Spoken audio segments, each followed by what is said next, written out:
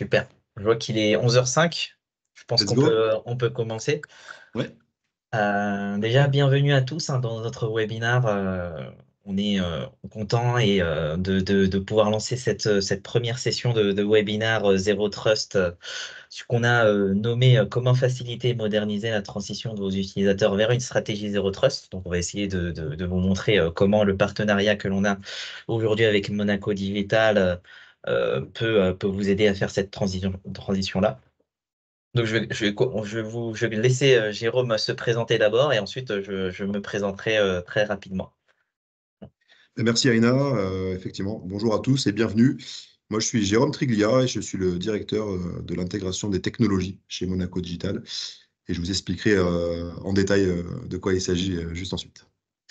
Et moi, je suis Aina Rampanana, donc sur la partie SASI, côté équipe HPE Aruba Networking. Donc SASI, on va aussi vous présenter le terme et qu'est-ce que ça englobe sur des sujets qui touchent le SD-WAN et la sécurité dans le cloud sur la partie SSE.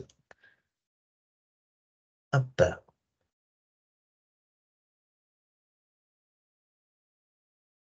Parfait. Donc, en introduction, pour ceux qui ne nous connaissent pas encore, pardon, mais nous sommes Monaco Digital. Monaco Digital est une entreprise monégasque qui est née en principauté il y a environ 15 ans, qui a été fondée par Anthony Boira et qui est aujourd'hui dirigée par Anthony Boira, Françoise Milatos et Bruno Covin. Aujourd'hui, Monaco Digital, c'est environ 350 personnes réparties aussi bien en France et à Monaco sur quatre sites géographiques. Au niveau des différentes entités qui constituent le groupe Monaco Digital, nous retrouvons évidemment Monaco Digital que je viens de présenter. Mais nous avons aussi Avantgarde Consulting, qui est un cabinet stratégique, enfin un cabinet de consulting en stratégie et en transformation digitale sur la France. Nous avons également, depuis plus de 18 mois, créé une société pure player dans le domaine de la cybersécurité qui, comme son nom l'indique, s'appelle Monaco Cybersécurité. Et enfin, nous faisons partie d'un GIE qui s'appelle Red IT. Et nous sommes aussi partenaires majeurs et actionnaires minoritaires de Monaco Cloud, le cloud souverain monégasque. Plus en détail, mais au niveau des expertises de Monaco Digital, l'objectif principal, c'est de couvrir l'ensemble de vos besoins dans tous les domaines du numérique. Et tout ça en offrant un service de proximité au travers de nos expertises que l'on voit ci-dessous, qu'on peut appeler chez Monaco Digital des centres de services. Nous avons donc l'infogérance, euh, le conseil et la transformation digitale, l'ingénierie logicielle et la cybersécurité, qui est devenue, comme je vous le disais, une société à part entière il y a un peu plus d'un an. Pour terminer, je ne dirais pas le meilleur pour la fin, mais pour terminer, parce que c'est ce qui nous intéresse aujourd'hui, qui est concerné plutôt aujourd'hui par la présentation, c'est le centre de service intégration technologie. Le but de ce centre de service, comme son nom l'indique, c'est d'intégrer des technologies chez nos clients. Et tout ça avec un lien étroit et une relation forte avec notre écosystème de partenaires. En preuve en est aujourd'hui avec la présence et la co-animation entre Aruba et Monaco Digital. L'intégration technologie, qu'est-ce que c'est? Ben, c'est simplement quatre équipes d'expertise que l'on voit à l'écran. Donc, nous avons une équipe d'experts techniques sur tous les domaines de l'infrastructure, du stockage et de l'hybrid cloud. Une équipe d'expertise technique sur les domaines de la sécurité au niveau du backup, de la résilience, de la data protection et de la gouvernance. Je pourrais dire que c'est tous les produits de sécurité, hormis les produits qui sont liés plutôt à l'équipe réseau que je vais citer juste maintenant, qui est concernée aujourd'hui par l'offre d'Aruba. Donc, on a une équipe d'expertise sur la partie réseau et une équipe sur la partie système, écosystème essentiellement Microsoft, mais pas que, puisque nous sommes aussi experts sur l'écosystème Apple, notamment sur la partie MDM de Jamf.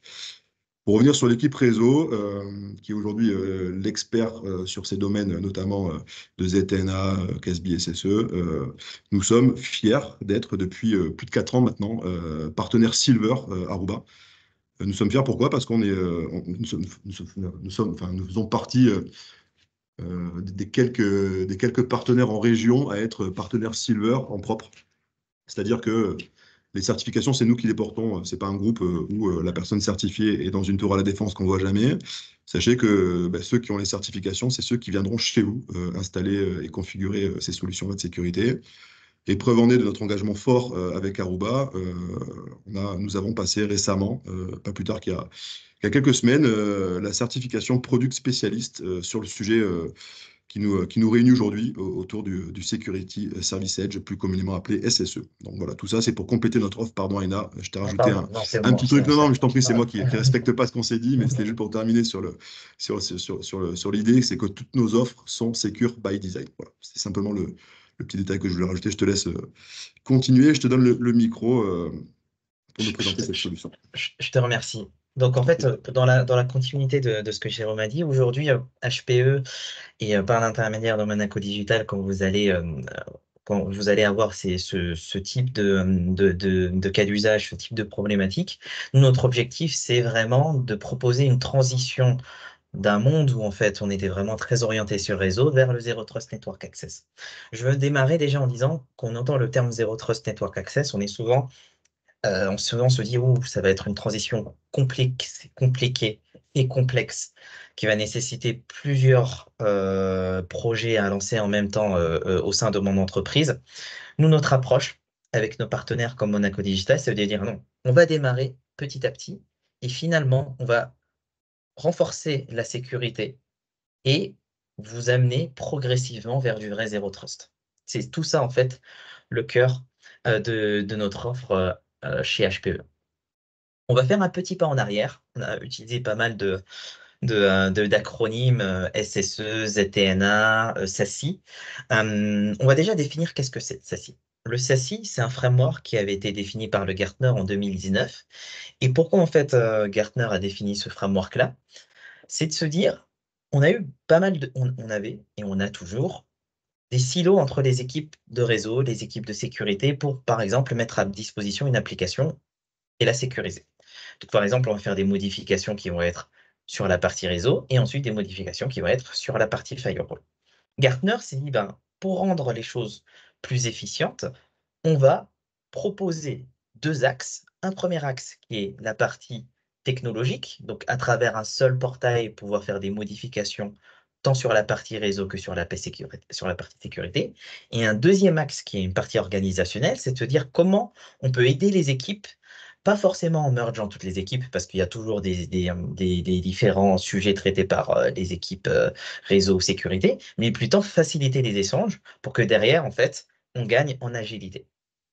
Donc ça, c'est ce gros framework-là, donc qui est décomposé en deux. Ce qui est en gris, c'est la partie OneEdge, donc on va dire tout ce qu'on va utiliser pour optimiser les flux des sites distants vers le cloud ou des sites distants vers le data center, etc. On va y retrouver les notions de Software Defined WAN, d'optimisation WAN, d'accélération SaaS, du Network as a Service, etc. Tout ce qu'en fait on connaît maintenant depuis les années 2014-2015 et qui est venu Normal WAN. Et à droite, on a la partie en orange qui est la Security Service Edge, SSE. Et dedans, en fait, on a plusieurs composants. On a le composant qui va nous intéresser aujourd'hui, qui est le Zero Trust Network Access. C'est comment changer de paradigme l'ancienne façon de connecter les gens en VPN. On va rajouter la notion de Zero Trust Network Access. On a la notion de CASB. C'est comment on va, pour des applications de type SaaS, on va pouvoir rajouter de la visibilité sur les actions, donc tout ce qui est Shadow IT, mais surtout un point, c'est vérifier par exemple que certaines actions ne sont pas permises. Par exemple, je ne vais pas pouvoir uploader, je ne vais pas pouvoir downloader des éléments qui sont présents sur un SharePoint, pour vous donner un cas d'usage. Et l'autre point, c'est la partie SWIC, Secure Web Gateway, qui est finalement là où en fait on gérait les proxys web de manière centralisée dans des data centers. Maintenant, on va les gérer de manière plus distribuée. Et après, vous avez des sous-composants comme le Firewall as a Service. Finalement, c'est prendre les capacités au niveau des firewalls et les amener dans le cloud, le RBI, le DLP, etc., qui sont finalement des sous-composants. Mais globalement, ce que vous devez garder sur cette partie SSE, c'est que ces trois grands composants, ZTNA, CASB et SWIC. Et dedans, vous avez d'autres types de sous-composants. Pourquoi en fait finalement on part sur une approche de connectivité as a service et de consommation de la sécurité as a service? C'est qu'on a fait évoluer nos réseaux. En fait, si on devait faire un autre pas en arrière, c'est qu'avant, on avait une approche qui était plus au niveau, d'un- avec une analogie en château fort, où tout était au sein d'un château fort et toutes les applications, finalement, devaient transiter par le château fort. Ça avait des avantages, mais ça avait un très gros inconvénient, c'est que dès lors qu'on accédait au château fort, on avait accès à tout, finalement. Donc, si on garde l'analogie, on a un super pont-levis. Et le pont-levis, il nous protège, mais une fois qu'on passait ce pont-levis-là, on entrait dans la bourgade et on pouvait naviguer entre les différentes, tous les éléments au sein du château fort. On a vu qu'on passait dans un autre monde avec l'essor du cloud dans les années 2000, 2006, 2010. Et en fait, on a dû à un moment se dire, OK, ben, les personnes sur site, ils sont de plus en plus distribués, ils vont consommer du cloud. Et le cloud, ben, ce n'est plus au sein de notre data center. Donc, on a dû éparpiller les briques de sécurité pour que finalement les gens puissent consommer du cloud de manière sécurisée, le cloud qui était en dehors de notre réseau. Et ça nous a on a gagné en termes d'avantages parce qu'on a déjà diminué la dépendance sur la partie data center. Mais par contre, ça nous a rajouté de la complexité parce que mettre en place des solutions de sécurité côté périmétrie, ça peut être en termes de cohérence, de consistance, etc., quelque chose de compliqué en termes de modèle opérationnel. Et on était toujours dans une approche qui n'était pas forcément as a service. On mettait en place un firewall, bien sûr, on pouvait l'OPEXiser ou des choses comme ça, mais c'était pas je mets le firewall, je peux le décommissionner. Le firewall, une fois qu'il était là, il était toujours là. Là, on passe dans une autre approche, c'est de se dire bah, je vais consommer mon application quand je n'ai besoin et je vais toujours vérifier finalement que tout se passe bien et que je suis toujours autorisé à accéder à cette application. Mais surtout, je vais changer de paradigme dans la matrice de responsabilité. Là, je devais gérer, par exemple, la distribution de mes firewalls. Là, je vais la déléguer finalement à un cloud service provider et c'est dedans que je vais consommer les services de sécurité. Donc finalement, dans le mode SSE, ce qu'il faut retenir, c'est que j'ai des utilisateurs des sites et des mobiles utilisateurs qu'importe en fait, qui vont consommer des localisations. Et la localisation devient une localisation, qu'elle soit Internet, qu'elle soit du SaaS, qu'elle soit du public cloud, qu'elle soit du data center, ça va transiter vers le cloud, vers finalement le backbone du cloud service provider, en l'occurrence HPE Aruba SSE. Donc pourquoi en fait on pousse en ce moment ce sujet Zero Trust Network Access? Je pense que vous l'avez tous eu chacun dans vos entités respectives et il y a eu énormément de communication sur ça. C'est qu'il y a eu pas mal de CVE. Il y a eu pas mal de CVE chez divers de nos confrères. Les CVE, elles étaient notées plutôt vers la note de 10. C'est sur 1 sur 10 une CVE. Donc c'est entre 9,7 et 9,8. Et finalement, ça poser des vraies problématiques parce qu'on pouvait accéder à ces VPN-là et rentrer dans les réseaux, dans vos propres réseaux. Pourquoi en fait le VPN est un peu, on va dire, exposé en termes de risque cyber? Déjà, premièrement, pour accéder à des concentrateurs VPN, on a besoin d'une adresse IP publique. C'est-à-dire que sur un firewall, il faut qu'il soit joignable n'importe où d'Internet. Donc, une adresse IP publique signifie qu'on a une surface d'exposition. Tout le monde peut accéder à cette date. Bien sûr, on peut avoir des mécanismes, mais on reste visible. Deuxièmement, l'approche VPN, c'est une approche réseau. C'est-à-dire que on est dans un approche réseau 3-4. Un réseau A peut communiquer avec un réseau B, mais je n'ai pas de notion d'utilisateur sur la partie autorisation. Je peux authentifier un utilisateur, mais derrière, une fois que je suis dans un VPN, je suis dans un réseau A, ben, je peux communiquer avec toutes les personnes du réseau A. Je n'avais pas vérifié constamment s'il a le droit. Et troisième point, c'est au niveau de la complexité de gestion. Bon, ça résume un peu. On est en charge de mettre en place s'il y a des CVE, on est en charge de mettre en place si vous avez un réseau distribué, les différents points de connexion, etc. Ça peut être assez conséquent en termes de gestion.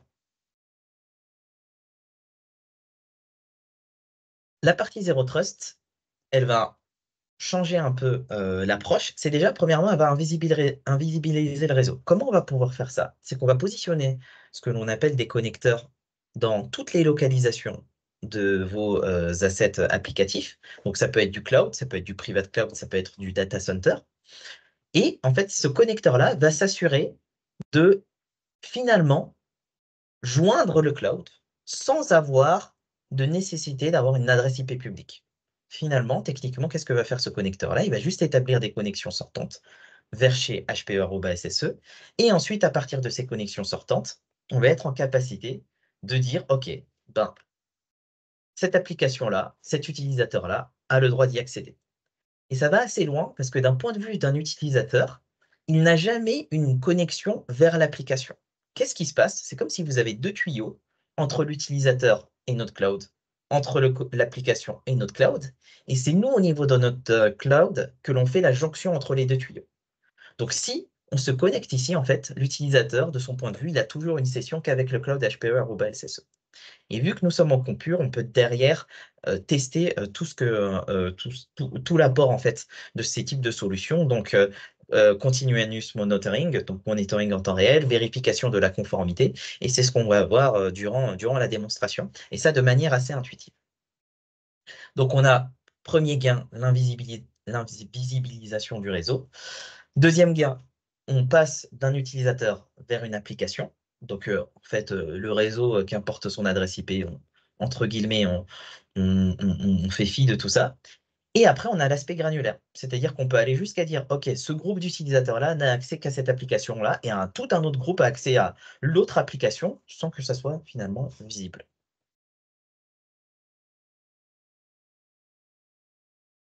Donc, la proposition de valeur d'HPE@SSE, elle est assez différente. C'est que nous, on vient du monde du Wi-Fi, c'est-à-dire du monde du Wi-Fi, du monde du switch. Donc, on considère qu'aujourd'hui, pour sécuriser cette partie Wi-Fi, IT, OT, assurer la segmentation au sein d'un campus, il n'est pas nécessaire de tout renvoyer vers le cloud. Contrairement à nos confrères où on fait un renvoi vers le cloud, on le traite, on refait redescendre le trafic. Nous, on va décomposer notre approche Zero Trust en 3 modules. Je dis bien modules parce que c'est important dans la réflexion, c'est que ces modules peuvent fonctionner de manière indépendante. C'est-à-dire que si vous venez chez HPE Aruba avec Monaco Digital sur n'importe quelle approche, vous pouvez utiliser le module comme vous le souhaitez. Vous pouvez utiliser que le module SSE, il n'y a pas besoin des 3 autres modules, que le module campus, il n'y a pas besoin des 2 autres modules. Donc, vous avez le module en violet qui est le module campus pour assurer toute la segmentation au sein d'un campus, dynamique segmentation, profiler vos utilisateurs, la mobilité au sein même d'un campus.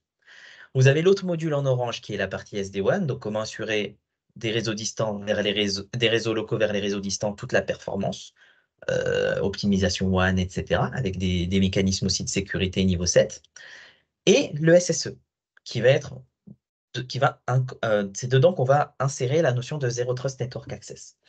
Et cette partie SSE-là, HPE l'a fournie en ayant fait l'acquisition en mai dernier, en mai 2023, d'une société de cybersécurité s'appelant Axis Sécurité et qui, au départ, en 2018, c'est une entreprise assez jeune, s'est dit, avant l'essor du BIOD, avant qu'on soit frappé par la pandémie, comment je peux assurer la meilleure performance pour mes utilisateurs qui étaient sur site, qui étaient à distance et qui avaient multiples localisations à joindre. Et donc, c'était ça leur raison d'être. Et c'est pour ça d'ailleurs qu'en fait, notre pointe de diamant, c'est la partie ZTNA, où on va simplifier la mise à disposition des applications pour les utilisateurs distants ou les étaleurs sur site. Cette notion de Zero Trust Network Access là, on va complètement la simplifier, tant dans la partie opérationnelle, tant d'un point de vue utilisateur. Ça, c'est ce qu'on va essayer de voir pendant la démonstration. Pour les points différenciants, déjà, on a une seule interface sur la partie SSE. C'est-à-dire que vous allez pouvoir gérer votre ZTNA dans un point, votre SWIC dans un point, votre CASB, votre monitoring, donc tout ce qui est la visibilité, l'analytics, dans un seul et même portail. Deuxièmement, notre partie ZTNA, parce qu'on vient de la raison d'être d'Axis et celle que je vous ai mentionnée précédemment, on peut gérer tous les types de protocoles. Et ça va assez loin, c'est-à-dire que nous, aujourd'hui, on est poké chez des clients où ils sont en train de remplacer des gestions mainframe avec notre propre approche ZTNA. Donc, on peut gérer de la S400, on peut gérer de la voix sur IP classique, même si aujourd'hui, on a une tendance à passer vers Teams, on a toujours ces cas de voix sur IP. Et comment on fait ça? C'est qu'en fait, notre ZTNA permet tant de gérer ces protocoles traditionnels, mais de gérer aussi la partie serveur vers client. Donc, on n'a pas que l'approche client vers serveur, on peut aussi gérer via le ZTNA un flux initié d'un serveur vers un client. Donc, la voix sur IP, de l'HCL Big Fix, du push, etc. peut être géré sur notre approche ZTNA. Troisième point, c'est qu'en fait, les fondateurs d'Axis se sont dit, de toute façon, on a cette migration vers le cloud, on a toujours aussi cette notion souveraine, mais il faut qu'on s'appuie sur les cloud service providers pour être agile. Donc en fait, aujourd'hui, on n'a pas de backbone en propre. Donc on est en capacité de prendre les backbones des cloud service providers et au-dessus mettre nos services. Et on a un deuxième pan qui est qui permet de répondre à des cas de souveraineté, c'est-à-dire qu'on est aussi en capacité d'avoir cette approche ZTNA sur site, ce qu'on appelle le ZTNA on-prem facilement. Donc on a le fonctionnement classique où on va utiliser le backbone des cloud service providers et après on va être en capacité de gérer cette ZTNA on-prem pour des besoins de régulation, pour des besoins de souveraineté ou des besoins où on ne souhaite pas forcément faire transiter toute notre metadata sur le cloud service provider.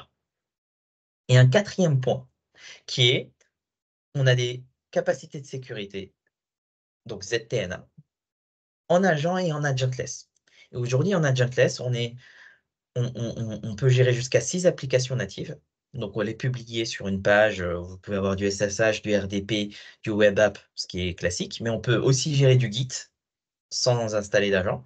On peut gérer de la base de données sans installer d'agent. Et on peut gérer du VNC aussi sans installer d'agent. Et vous allez voir qu'en fait, finalement, sur ces applications, sans qu'il y ait une installation, par exemple pour des partenaires, ce qu'on pouvait faire avant, c'est installer des VPN ou proposer nos PC employés sur lesquels en fait on pouvait avoir plus de possibilités d'installer des EDR, etc., ce qu'on ne peut pas forcément imposer à un partenaire. Ben maintenant, juste en publiant les applications via un portail, ben vous pouvez offrir l'accessibilité à vos applications zéro trusté.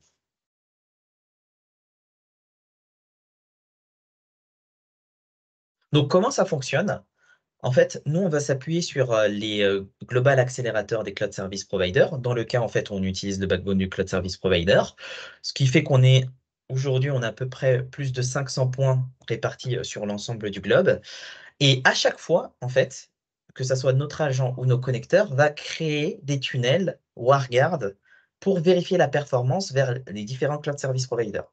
Ce qui nous permet d'assurer la disponibilité sur les 4 cloud service providers et d'assurer aussi la performance par session sur les différents cloud service providers. Donc, comment ça fonctionne? Et ça, c'est un fonctionnement en mode SaaS, c'est-à-dire qu'il n'y a aucune activation à faire de votre côté. C'est qu'à chaque fois qu'une session va être autorisée d'un agent vers un connecteur, on va vérifier la performance par Oracle, par Azure, par AWS, par Google. Et ensuite, pour chacune des sessions, on va faire transiter le trafic. Et c'est vraiment par session. C'est-à-dire, c'est possible que vous joignez une session web sur Oracle et une deuxième, vous la joignez sur AWS. C'est tout à fait possible. Et ça, sans rien activer de votre côté. Donc, on va se baser sur deux choses. Sur la télémétrie, c'est-à-dire la performance au niveau latence, etc., le classique, et sur aussi la géolocalisation de la personne qui a initié la connexion, de où il provient finalement au niveau de l'agent. Donc, si on résume, qu'est-ce que fait qu'est-ce que fait les différents composants de la partie SSE? Donc, on a la partie SWG, donc ça, c'est le proxy web. On peut faire bien sûr de l'inspection SSL, du malware scan. Nous, ce qui nous intéresse, c'est le cœur de la démo, ça va être sur la partie Zero Trust. On peut inspecter et on peut Zero Truster le trafic, qu'importe la localisation, data center, public cloud, private cloud. Et on peut aussi gérer la partie CASB, où on va améliorer la visibilité sur les différentes applications en mode SaaS et apporter la notion de DLP, de gestion des actions autorisées, etc. Et nous, la journée qu'on va avoir avec vous, c'est que on considère que l'approche SSE, elle doit démarrer par le Zero Trust Network Access. Et ça va même plus loin, c'est-à-dire que dans notre approche de licensing et comment en fait on décompose euh, euh, les niveaux de licence chez HPE Aruba, c'est qu'on commence par offrir le ZTNA. C'est-à-dire que tout ce que je vous ai mentionné, l'agent list, l'agent, et ce que je vais vous montrer dans la démonstration, c'est disponible avec le premier niveau. On considère qu'il faut d'abord sécuriser les accès des utilisateurs vers les applications, et ensuite, vous renforcez la partie proxy web, la partie CASB, etc., etc. C'est pour ça que c'est une journée simplifiée, c'est qu'on ne va pas d'abord sécuriser les accès, on va remplacer d'abord le VPN petit à petit, et ensuite on va renforcer la sécurité vers les différents points web ou applications SaaS. Et on a une approche qui nous permet de ne pas avoir d'effet Big Bang, c'est qu'on est conscient qu'on va voir nos clients, et qu'importe leur taille d'ailleurs, quand on va les voir, c'est qu'ils se disent, bon, Aïna, vous me parlez d'applications utilisateurs, pour pouvoir faire ça, j'ai besoin d'avoir une cartographie. Ils n'ont pas totalement tort. Mais nous, on considère que faire cette cartographie-là, ça va faire que retarder potentiellement cette migration Zero Trust Network Access, alors qu'il faut la faire dès maintenant. Dès maintenant, il faut qu'on parte de ce mode-là où on fait échanger de réseau à réseau. Il faut qu'on renforce la sécurité des utilisateurs vers les applications. Donc nous, ce que l'on dit, c'est, OK, gardons dans un premier temps cette même approche-là. Donc vous allez utiliser notre solution en tant que VPN-like, mais en même temps, vous allez bénéficier de la distributivité. Donc vous allez pouvoir joindre tous nos POP pour les échanges. Et vous allez pouvoir bénéficier des apports liés à la conformité, par exemple, de vos devices. Quelque chose que je vais vous montrer, c'est que finalement, on peut faire du VPN-like, mais on peut renforcer la sécurité. Par exemple, vous gardez cette notion de réseau-là, mais derrière, vous allez autoriser constamment checker si j'ai bien activé mon antivirus, j'ai bien activé mon firewall, j'ai bien un process qui est lancé, etc. J'ai bien telle version de Windows, de macOS ou de Linux que vous aurez validé. Et on va garder ce fonctionnement-là. Et petit à petit, en fait, notre solution va analyser ce qui va se passer sur le réseau et va vous faire des préconisations de règles ZTN. Donc, vous pouvez voir ici, par exemple, c'est une règle VPN-like que l'on aurait fait des utilisateurs distants vers la 192.68.00/16, qui est un très grand réseau. Et finalement, notre solution, elle a vu qu'on matchait que sur la 34.0. Donc, elle fait une préconisation en vous disant, pour ces groupes-là, il serait préférable, parce qu'aucun autre réseau a matché, de réduire le scope de réseau à 34.0 pour qu'il n'ait pas accès à tous les autres sous-réseaux. Et ça peut aller assez loin, c'est qu'on peut même faire des préconisations sur des applications à ouvrir, donc après supprimer la partie réseau, etc., etc. Vous voyez, par exemple, là, pour les contractors, il y a une préconisation qui est proposée euh, par notre ZTNA Discovery de définir une application pour ce groupe-là,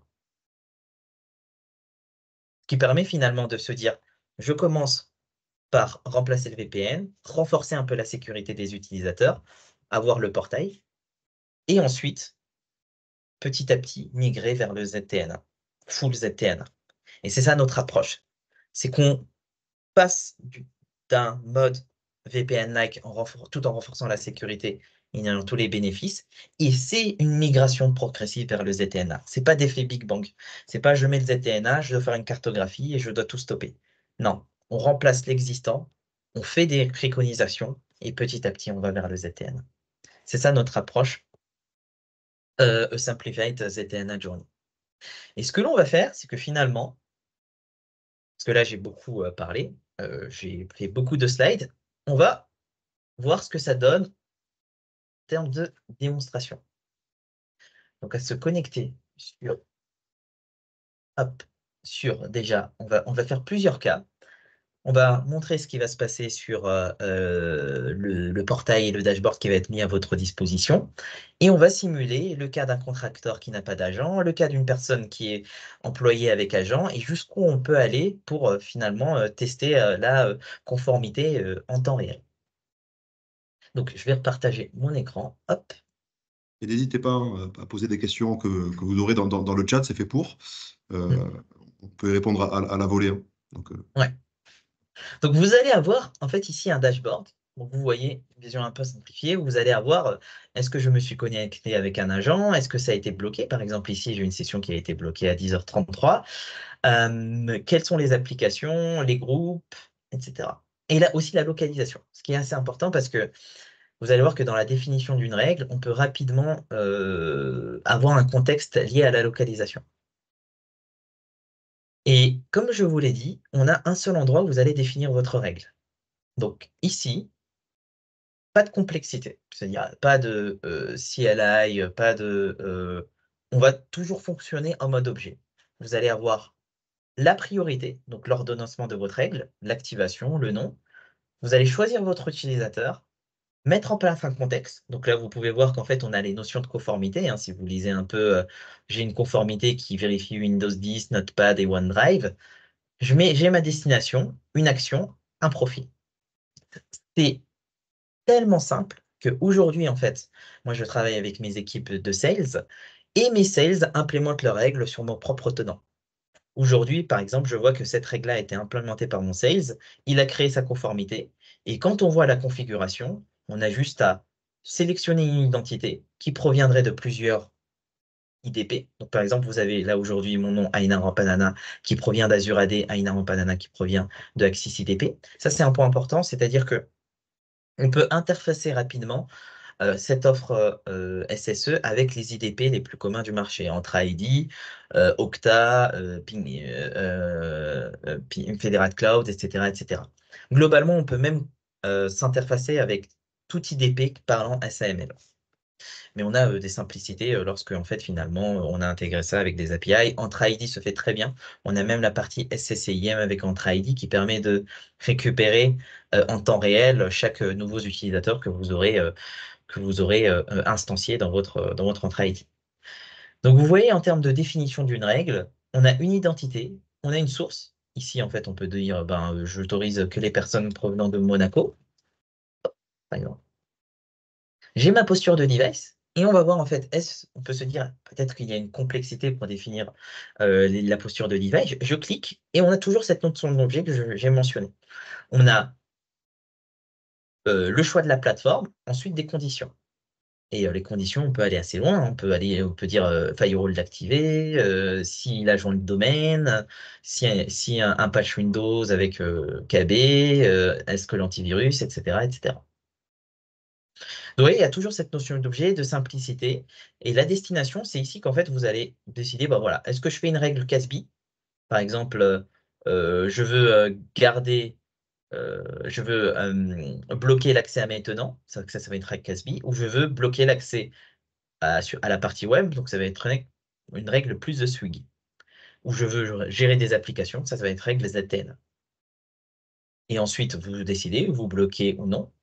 Et vous avez aussi, ben, vous retrouvez vos applications en mode agentless ici. Et vous pouvez voir qu'on peut renforcer la sécurité en faisant quelques clics en disant, ben, pour les flux RDP, tu n'autorises pas la partie copier-coller, le transfert de fichiers, l'accès aux imprimantes locales, etc. Donc, on va se mettre dans, n'hésitez pas pour les questions, on va se mettre dans le cas où, là, je n'ai aucun agent d'activer, je suis un partenaire, et en fait, finalement, j'ai une règle ici qui est bah, les third party, Aina en Panama et les clients agentless qui viennent de France et de Belgique ont le droit d'accéder à des règles agentless. Et dedans, je mets ces profils-là, c'est en allo. Donc, je vais vérifier ce que ça donne. Plusieurs choses, c'est qu'on va voir que dans dans nos tags agentless, les applications qui sont en agentless sont le RDP, le SSH et le Git. On va voir si c'est le cas. Hop, on va se mettre ici.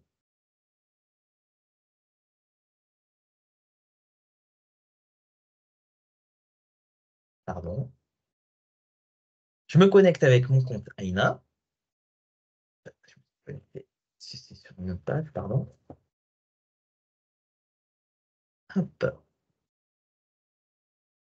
Et là, je retrouve mes donc mes applications.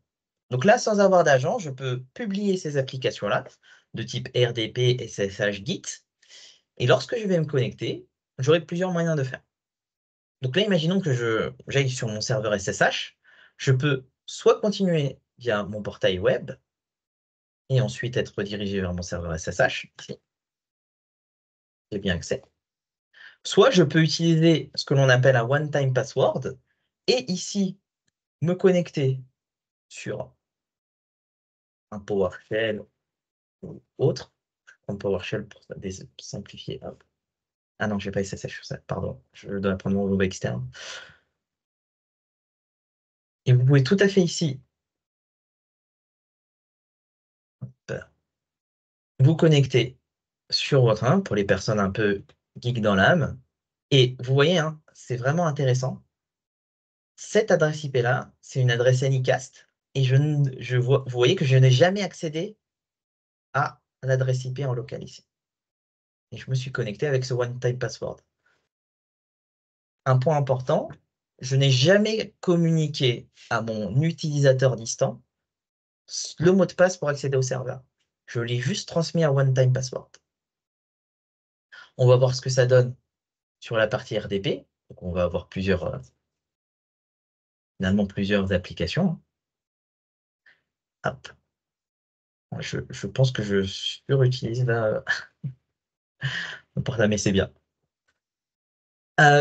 Et donc, en fait, ce qui va être intéressant, excusez-moi, hop, ce qui va être intéressant de voir, c'est comment on peut bloquer ou non l'accès au serveur SSH. Je pense que. Et comment on peut mettre à disposition finalement le serveur SSH. Il faut que je revienne sur la connexion. Excusez-moi, parce que là, j'ai une connexion qui est ouverte. Les aléas du direct. Hop. Donc, c'était ça ma page. Hop, et ma connexion web et ma connexion RDP. Ah non, donc j'ai pas l'accès sur le web, je pense, sur mon RDP. Ça veut dire que quelqu'un d'autre fait une session. Ah non, c'est bon. Hop, parce que mon tenant est utilisé par plusieurs personnes. Donc là, vous voyez que j'ai la partie RDP. J'ai la même chose, hein. C'est-à-dire que je me suis connecté sur mon serveur ATP, je n'ai pas utilisé de session. Et quelque chose qu'on peut tester, c'est pour voir si finalement ma règle qui bloquait l'upload ou le téléchargement, si elle est valide. Hop, j'ai tenté d'envoyer Google Password Manager link, je vois que j'ai été bloqué. On peut aller plus loin sur cette partie blocage, c'est-à-dire sur la partie transfert de fichiers. On peut se dire, bon, on va quand même laisser nos utilisateurs téléverser ou télécharger, mais par contre, je demande à Axis de vérifier la présence de malware d'un fichier, la présence de caractères que je ne souhaite pas autoriser à télécharger. Ça, on peut le faire. On peut avoir cette granularité-là. Là, pour la démonstration, ce que j'ai fait, c'est que j'ai bloqué juste transfert de fichiers classique, download, upload. On va se connecter sur le serveur SSH. Ce qu'on va faire, c'est qu'on va lancer quelques, quelques commandes de type. Donc, on voit que j'ai qu'une interface locale, pas d'interface distante. Et donc là, je fais quelques commandes. Je vais maintenant me mettre dans la partie dashboard et voir ce qui s'est passé. Vous voyez, j'ai eu une connexion à la SSH qui a eu en erreur. Donc, c'est ce qui s'est passé tout à l'heure. Et j'ai toutes ces sessions-là. Donc, là, sur la session SSH, je vois que ça a été lancé. Je vois que RDP, ça a été lancé. Je sais que je suis toujours connecté. Ma session est en ongoing. Ici, je vois les commandes que j'ai lancées tout à l'heure. Donc, nativement, on va aussi réceptionner ce que la personne a fait sur un serveur SSH, ce que la personne pourrait faire sur un serveur RDP, etc. Donc, on intègre aussi nativement avec nos notions de Zero Trust Network Access aussi certaines fonctionnalités de type Bastion. Donc, Zero Trust Network Access, on a validé là la partie identité, la partie application. Vous allez me dire, mais Aina, tu me parles de ZTNA Agentless. La deuxième chose qui est du Zero Trust, c'est de tester en temps réel si tu as toujours le droit d'accéder à l'application. Donc, ce que l'on va faire, c'est qu'on va voir toutes les applications là, donc la partie RDP et la partie SSH, et la partie SSH aussi en mode petit. Et ce qu'on va faire, c'est que on va aller dans la partie application et on va se dire, mais comment facilement je peux donner le droit ou non d'accéder à des applications? Donc là, on va faire la manière très brute, c'est qu'on dire, je ne souhaite plus proposer ces applications-là, qu'importe que la personne soit habilitée ou non. Je les désactive ici. On peut le faire en API, hein, et on va voir ce qui va se passer. Ça, j'ai juste utilisé des objets. Donc, j'ai bloqué la partie RDP et la partie SSH. Donc, on voit sur la partie SSH que ça s'est bloqué. On voit que même ma session qui a été initiée sur un petit est bloquée. Et je vois que ma session qui a été sur la partie web est bloquée. Donc, si je reviens sur mon portail ici, je n'ai plus d'application. Donc, quasiment de manière instantanée, je peux bloquer cet accès sans agent à cette application. Vous allez me dire, mais combien de temps cela prend pour rétablir une application? Je réactive ici. Je reviens sur mon portail. Donc ça va. Mes applications sont maintenant disponibles. Je reclique sur le serveur SSH. Je peux de nouveau me connecter. Et ça sans agent. Et c'est cette simplification-là, finalement, où j'écris deux règles. Je vais sur ma partie RDP, je mets dans mon Vault l'utilisateur et l'argent. Je fais la même chose sur la partie SSH. Bien sûr, hein, on peut aller loin, hein. Vous pouvez utiliser une private key. Je ne rentre pas dans les détails techniques, hein, mais vous pouvez isoler. Il y a plein de choses que l'on peut faire sans forcément utiliser aussi le password dans le Vault.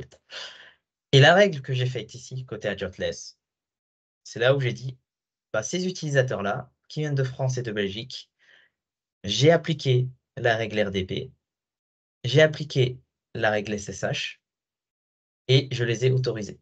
Donc, j'ai à deux endroits, j'ai défini les applications et j'ai défini une règle ZTNA.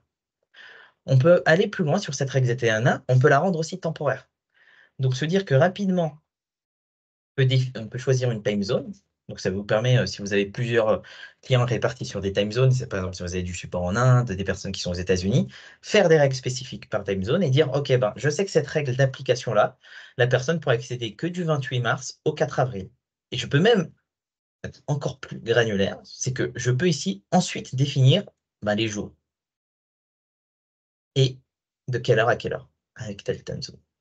Et en appliquant ça, finalement, c'est sur cette règle ZTNA-là que vous allez avoir la règle activée pendant cet instant T. Donc, ça simplifie énormément le modèle opérationnel, hein. Pour vous donner un des premiers clients que l'on a signé aujourd'hui, HPE Aruba SSE, c'est un client, c'est pas encore public, donc je suis obligé de l'anonymiser. C'est une grande chaîne européenne qui est répartie sur quinzaine de pays en Europe et qui avait énormément de journalistes freelance. Et les applications, elles étaient au sein de leur data center.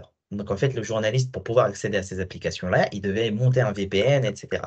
Donc qui dit freelance, qui dit gestion qui n'est pas faite sur notre réseau. Donc on ne peut pas imposer de mettre en place des logiciels, etc. Donc déjà, imposer la partie VPN, c'est un casse-tête. Et vous avez pléthore de types d'operating system. Vous avez le Chrome OS, vous avez le Linux, vous avez la personne qui utilise un Mac, etc., etc. Et en fait, c'est l'équipe opérationnelle qui était au nombre de 3-4, ils se tiraient les jeux. Ils se sont dit non mais c'est plus possible de gérer ça comme ça, sachant qu'à chaque fois qu'il y avait une CVE, ils devaient aussi potentiellement mettre à jour la partie VPN. Et le freelance, il partait ou il partait et le lendemain, en fait, si on lui coupait pas le client VPN, il avait toujours accès aux applications. Et quand ils ont vu cette approche-là, ça a complètement révolutionné leur vision.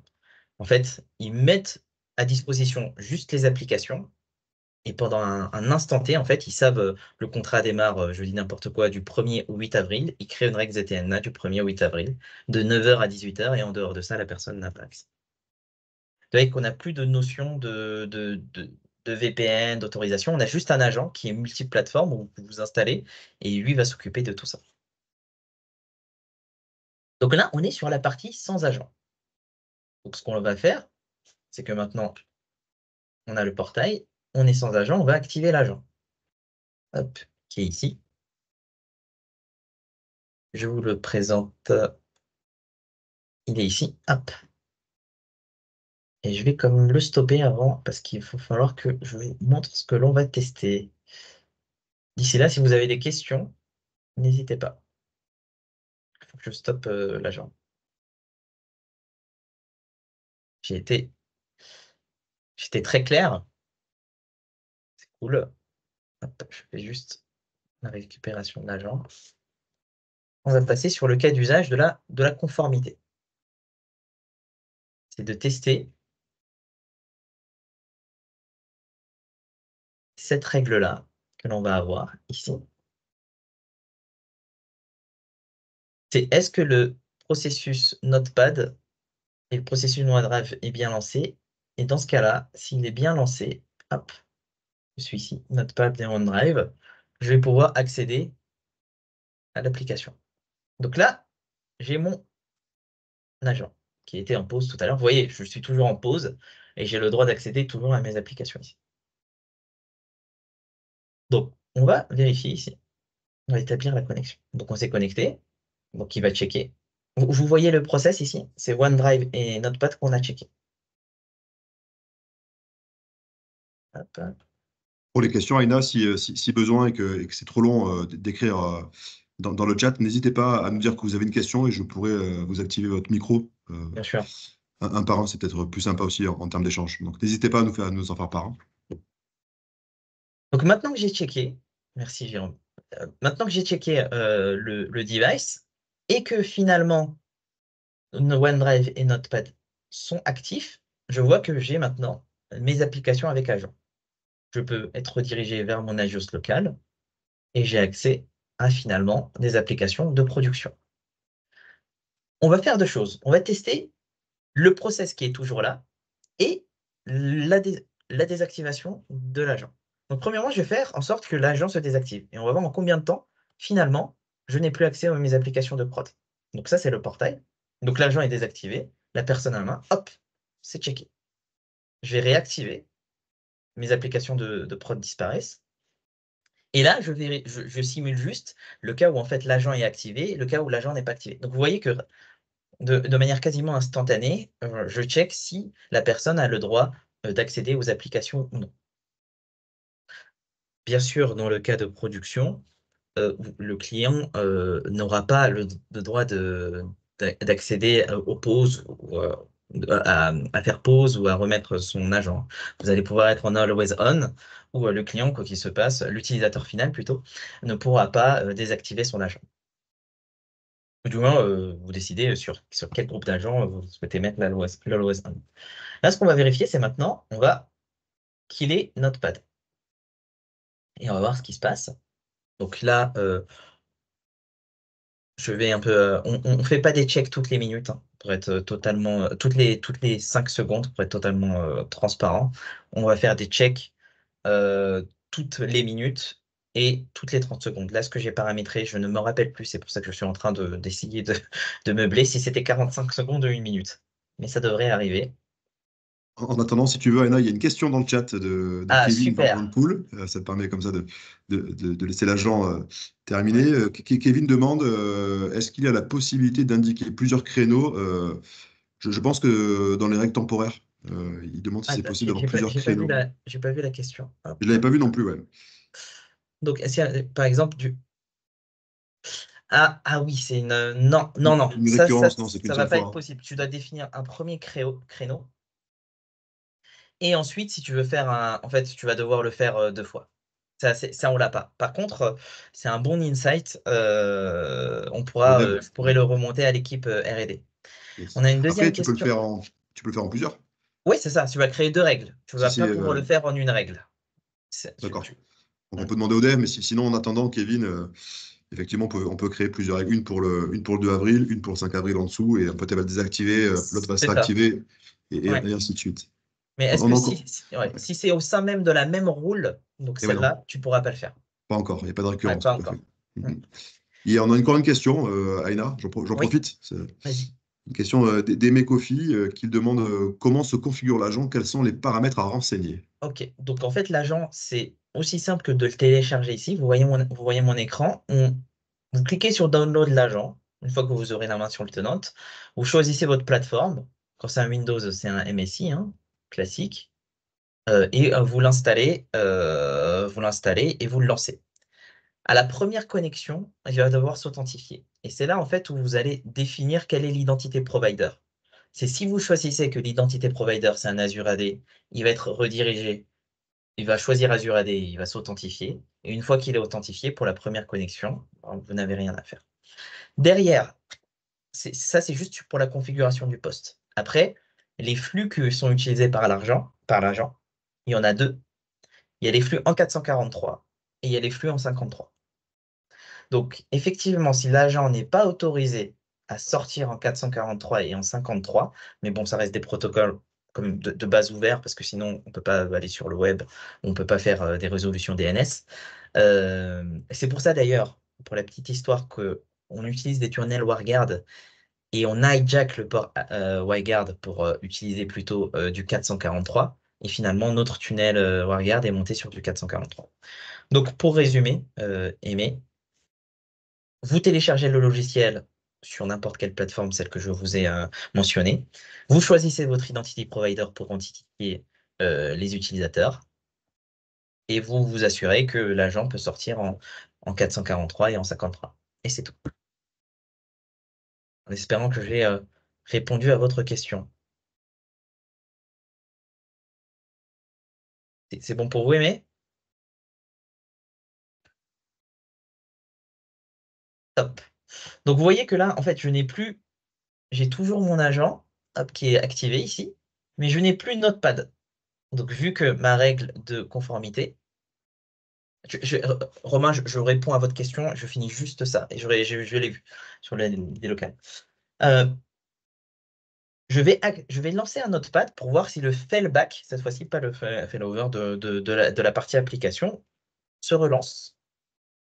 Donc là, je vois que j'ai un notepad qui va apparaître avec le OneDrive, et comme je vous l'ai dit, ça va me permettre de répondre à votre question, Romain. Le temps de checker, vous allez voir, les applications vont apparaître. On a fait le choix de ne pas checker constamment parce qu'aujourd'hui, en termes de conformité, ça nous ferait énormément de requêtes.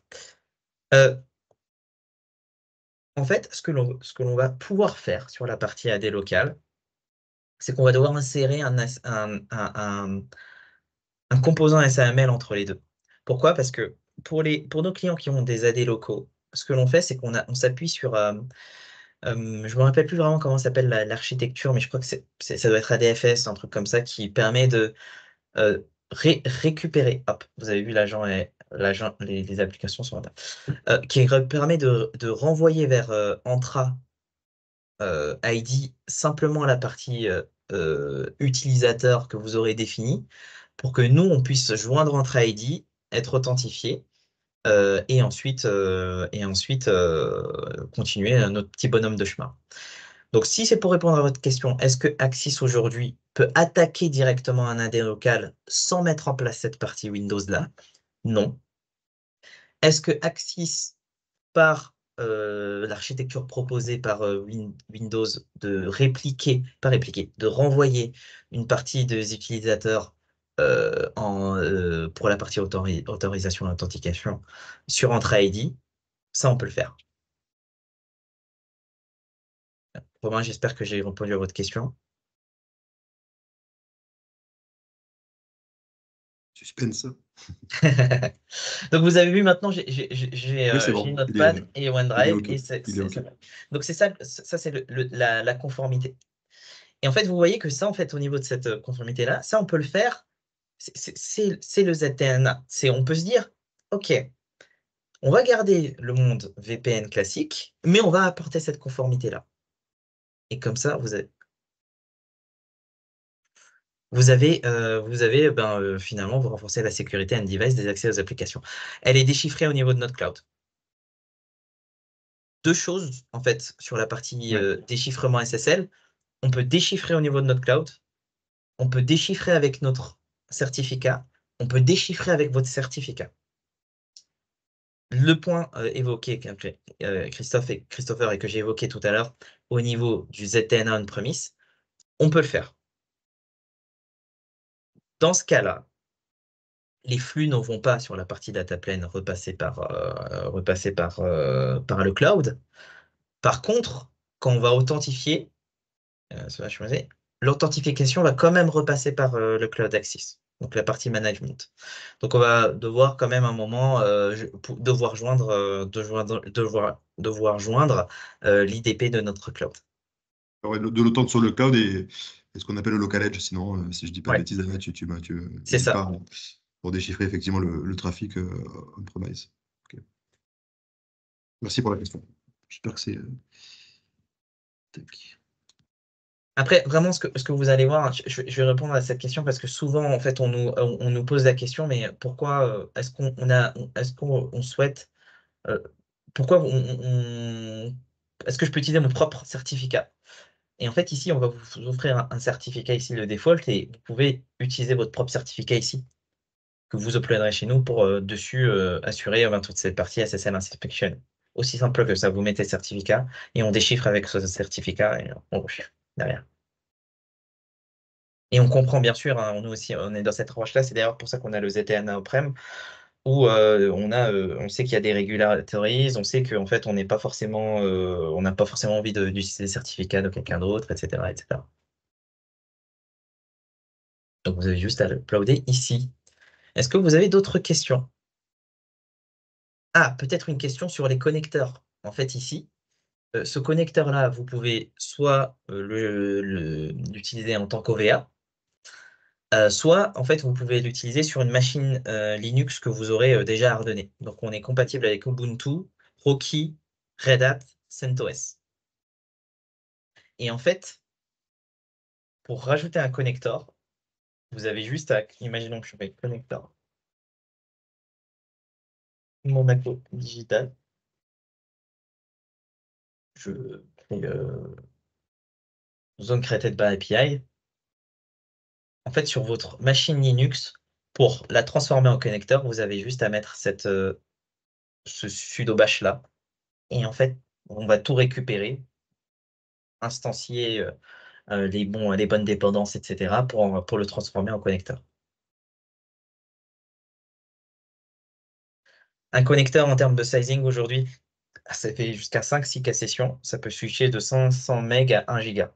Comment est assuré la partie load balancing? Vous rajoutez un deuxième connecteur juste à côté. Le load balancing se fait automatiquement par session. Vous en rajoutez un troisième, vous en rajoutez un quatrième, un cinquième, un sixième, un septième, un huitième, etc., etc., etc. Deux éléments différenciants. Pas de limite de connecteur.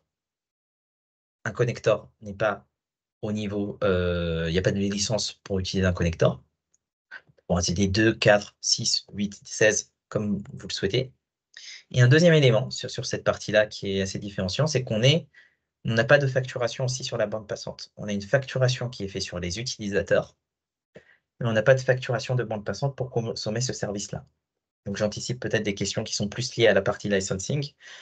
On a des, une facturation à l'utilisateur et un utilisateur multiple device. On n'a pas de limite en termes de device pour un utilisateur donné.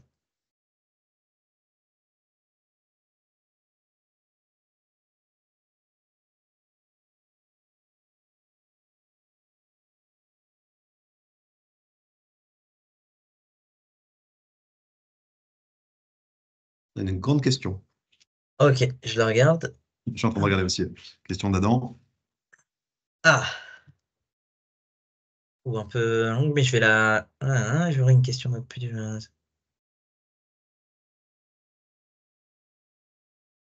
peux commencer à répondre si tu veux, Aïna, sur la première partie, Vas-y, qui est plus commence à répondre. d'ordre Je la général. juste.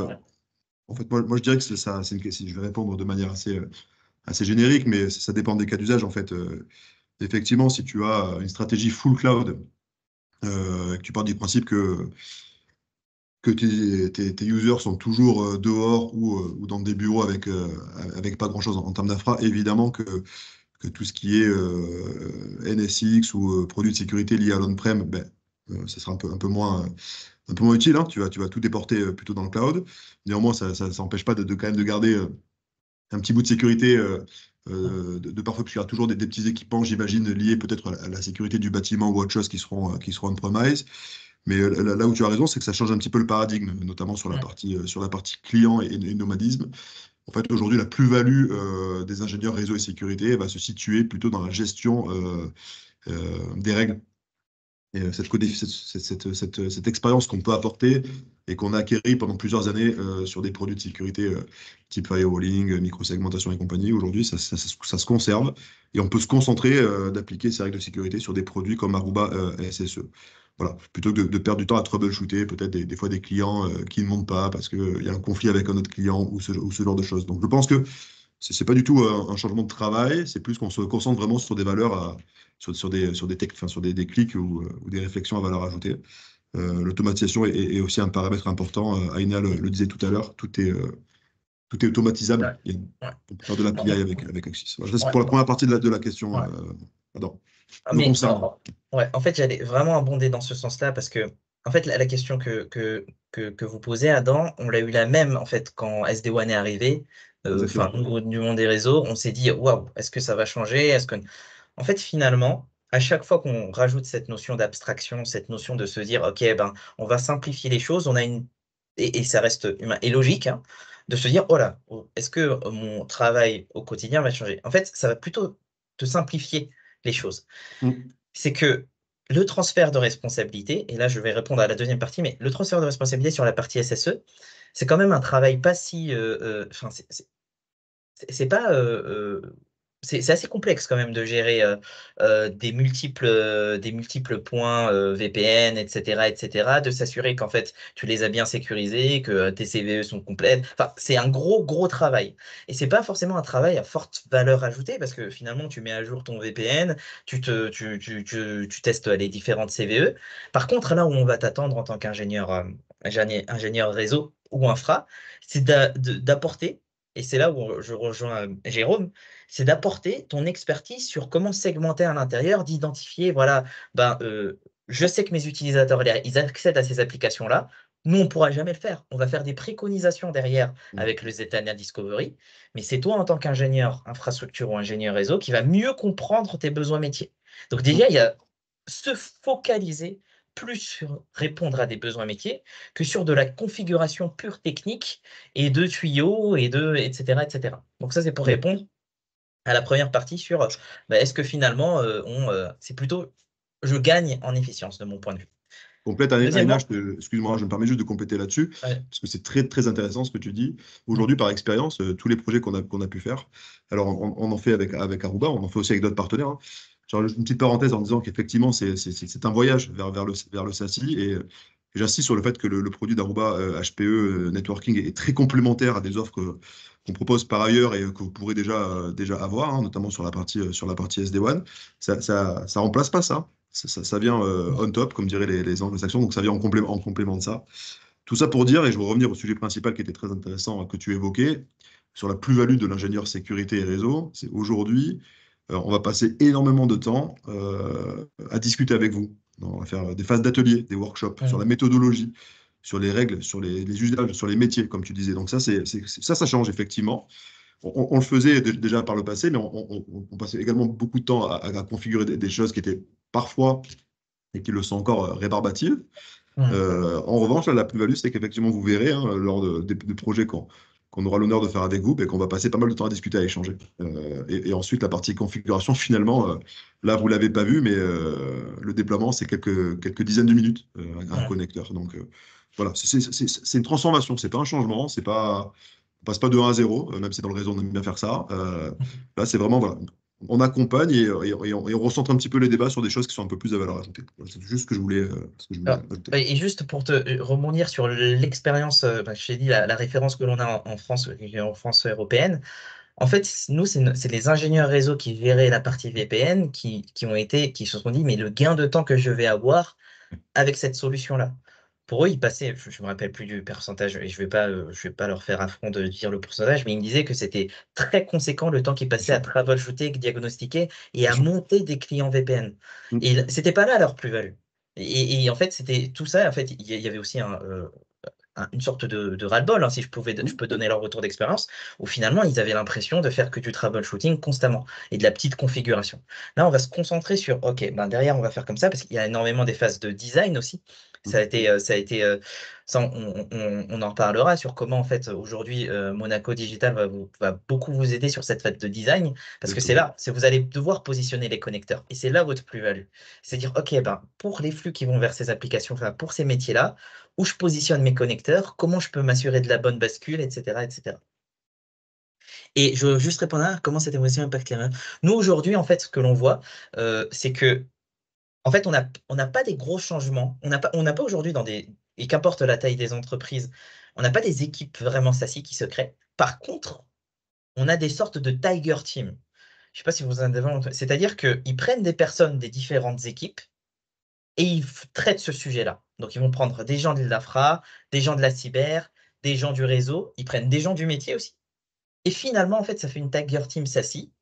Et dans chacun des différents périmètres, en fait, on essaye d'avoir quelque chose de plus transverse et de ne pas réfléchir en silo. La Tiger Team a une préséance sur les autres sujets. C'est ce qu'on voit, nous, d'un point de vue de retour d'expérience que je peux vous donner, Adam, excusez-moi. Voilà, Merci à toi voilà. pour la question. Juste pour finir, nous, ce que l'on va... mais si vous êtes intéressé, on a le Tour de France HPE Aruba. Les dates de Paris sont passées, mais on va être à Nantes et à Strasbourg. Et pour les fonctionnalités qui vont arriver, vous les avez ici. Donc on a pas mal de choses. On a le Firewall as a Service qui va arriver incessamment sous peu.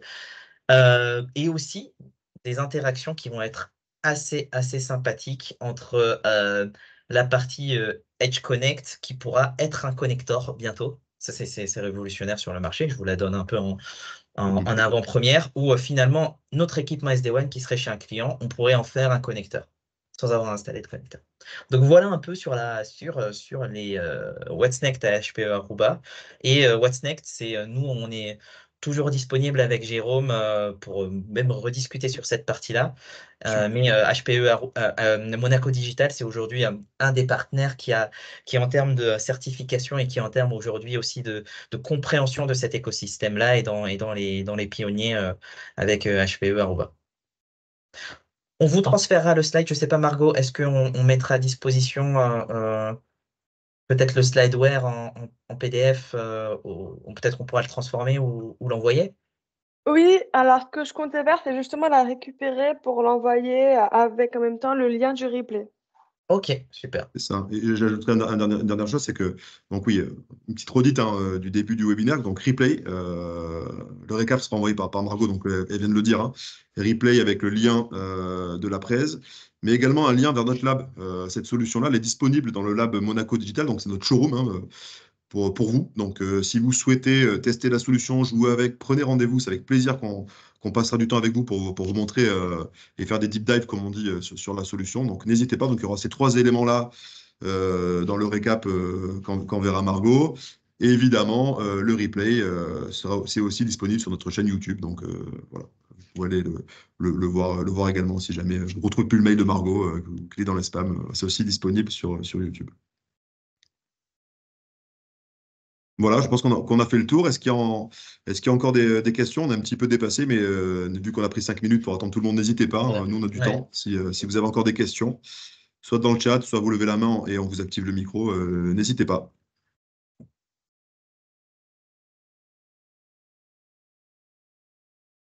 Bon. Ah, Margot, tu as fait Ah non, exprès? c'est une poche manip. Ah, c'est une fausse manip? C'était pour voir si ça marchait. Ça marche, bah, c'est super. Bah, écoute, du coup, Merci on à peut rester tous. là-dessus, hein, et il ne reste plus qu'à vous remercier pour votre temps et en espérant que c'était intéressant et clair. Et comme l'a dit Aïna, nous sommes à votre entière disposition. Donc n'hésitez pas à nous envoyer un petit message pour continuer l'échange. Merci à tous. Merci à tous, Excellente bonne journée. journée. Au Ouais, bon revoir. appétit. Au revoir. Merci, bon appétit. Au revoir.